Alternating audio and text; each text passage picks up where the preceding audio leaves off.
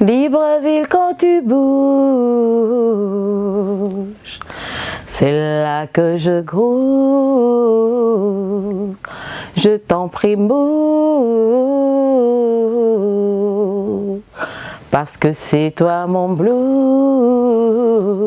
Là, le jazz entrait déjà.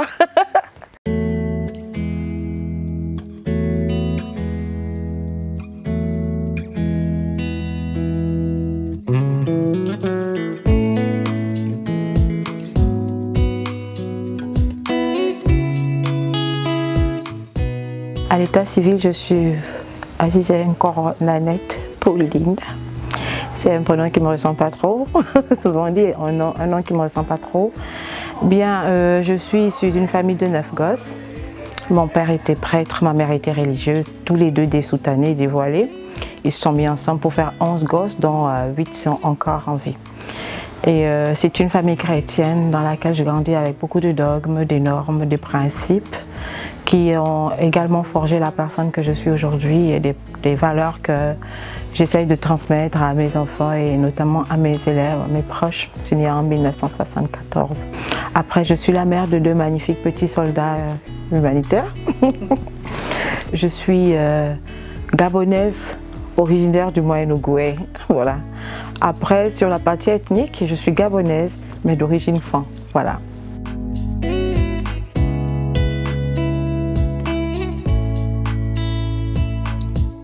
Ma musicalité qui finit par donner Nanette avec TH. Je vais l'expliquer.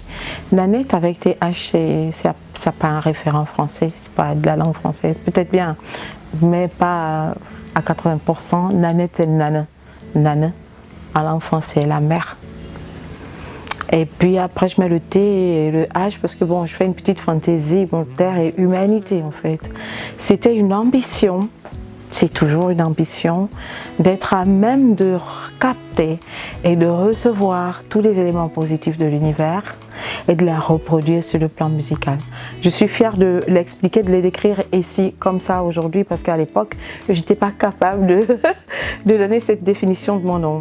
Jusqu'à aujourd'hui, j'ai réussi à tracer des correspondances entre ce que j'ai vécu, comment les phénomènes évoluent et comment les choses se sont mises en place pour donner la personne que je suis aujourd'hui. Voilà. Je remercie énormément mon enfance. Elle a été marquée. Elle a été marquée négativement, mais également énormément positivement parce que j'ai eu la chance d'avoir des parents qui étaient des pédagogues. Voilà, parce qu'il y a énormément d'éléments de mes textes qui font référence aux paroles de mon père, voilà, ou aux attitudes, à la sagesse de ma mère. Énormément d'éléments de mes textes retracent ça. C'était tous les deux des enseignants, donc je ne suis pas très étonnée de ce que je suis aujourd'hui. Voilà.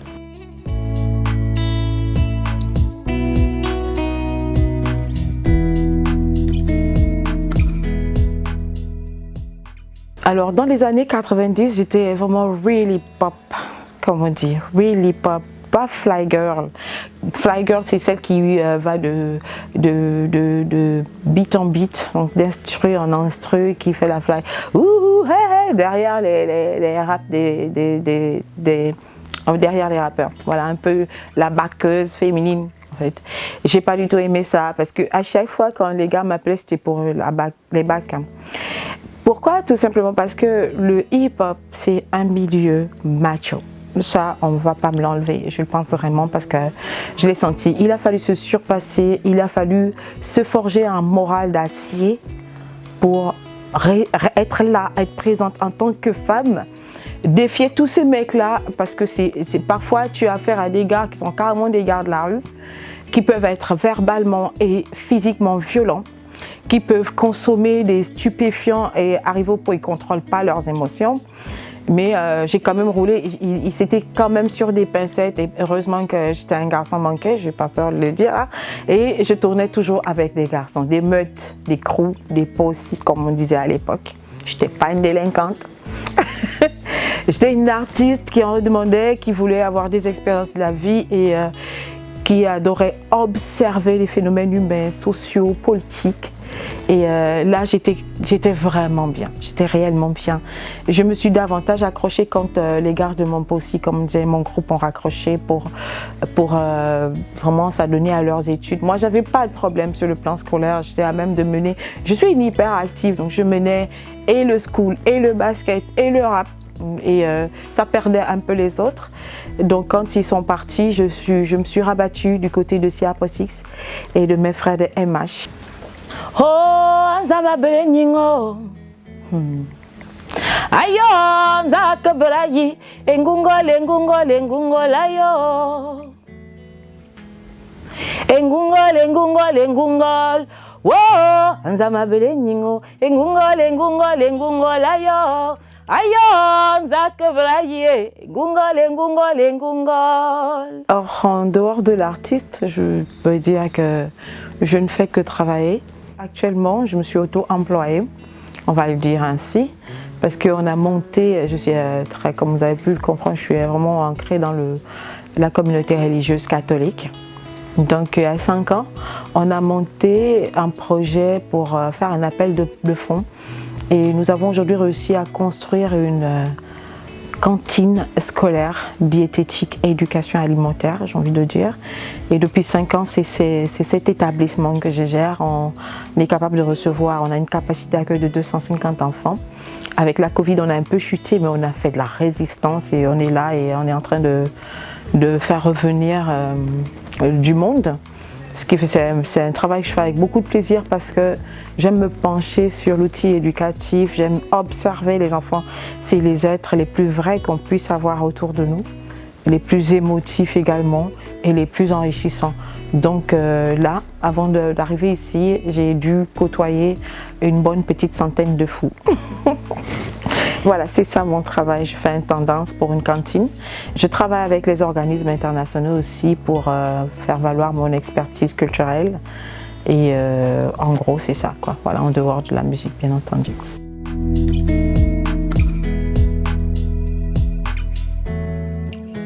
Tout n'a pas commencé en 1990, en fait.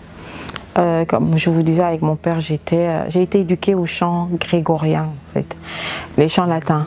J'ai choisi de partir à la fac en lettres modernes pour étudier la linguistique et pour devenir parolière. C'était mon ambition, c'était devenir parolière. Et c'est pour vous dire que j'avais déjà commencé à exploiter le texte. En devoir des chorales religieuses, j'exploitais le texte. J'observais les mouvements hip-hop au niveau de Libreville, au niveau de la France. J'étais abonnée au magazine et à chaque fois je développais ça, quoi, la rime, changer de langue pour toujours avoir des rimes tranchantes, revenir sur le français académique et avoir des rimes tranchantes. J'ai beaucoup côtoyé, j'ai envie de dire en ligne ou dans les bouquins ou à lui, Hamzi Solar et puis toute la vague du secteur A à l'époque. Quand je viens en 90, c'est tout simplement parce qu'il était temps que je vienne là. J'enregistrais tout en studio. J'ai fait à peu près 300 maquettes, à poser des voix, à faire des chœurs pour des rappeurs, des trucs qui ne sortaient pas forcément. Et donc en 90, vraiment, c'est pas nouveau. Je ne suis pas une novice en fait. Je suis une novice pour le grand public, tout simplement. Voilà.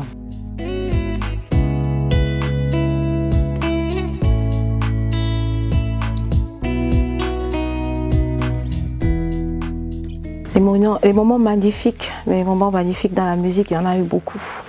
Il y en a eu plusieurs, en commençant par les récompenses internationales. Parce que j'ai 3 récompenses internationales. Je suis Cora, meilleure artiste Afrique centrale 2005. Je suis également Balafon.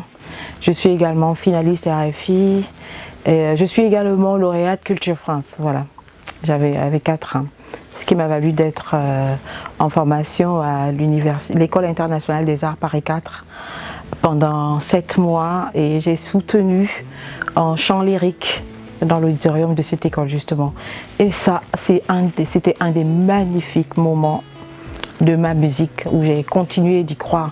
Avant ça, il y a eu le concours EPI, bien entendu. Après, j'ai eu l'honneur d'être reçue à une grande école qui s'appelle le Studio des Variétés à Paris, studio où plusieurs grands artistes ont défilé, de gros noms.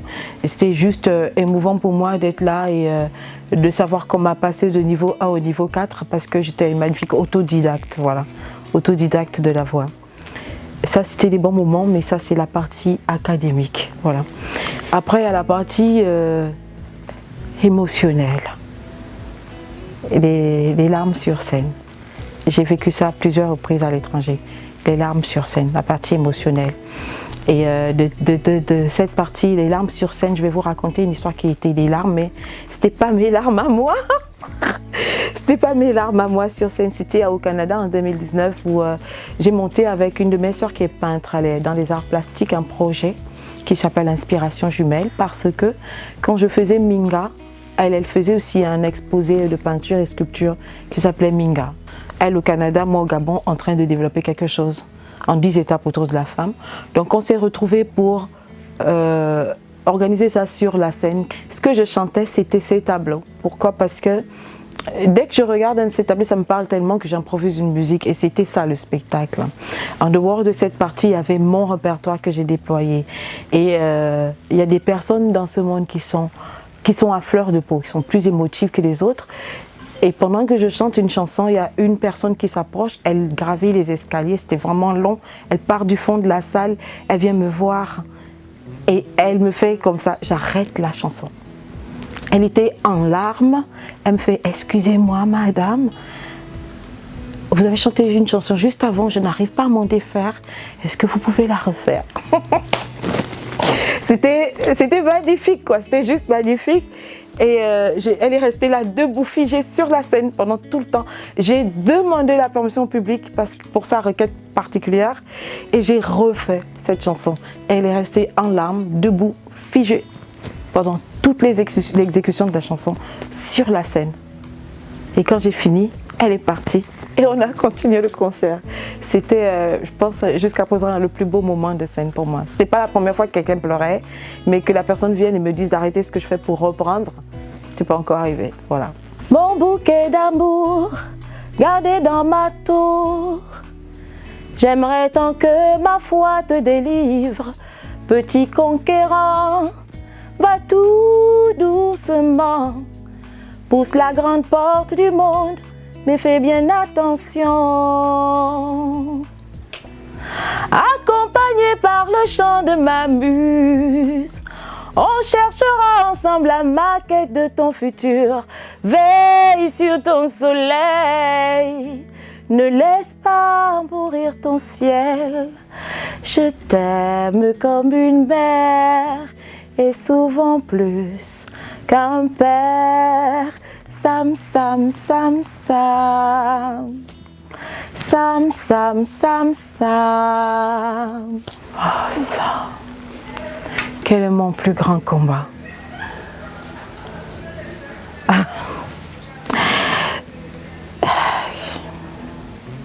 Je ne sais pas par où commencer.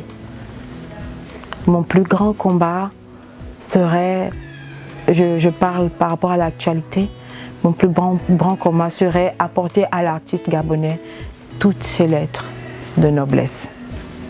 Et c'est ce combat qui m'a fait créer une nouvelle expression. On va y arriver. Voilà. La vie se passe, les malheurs passent, les bons moments me blasent, on s'épie, on se chasse. Le passé trépasse, le futur se prélasse, le présent est naze.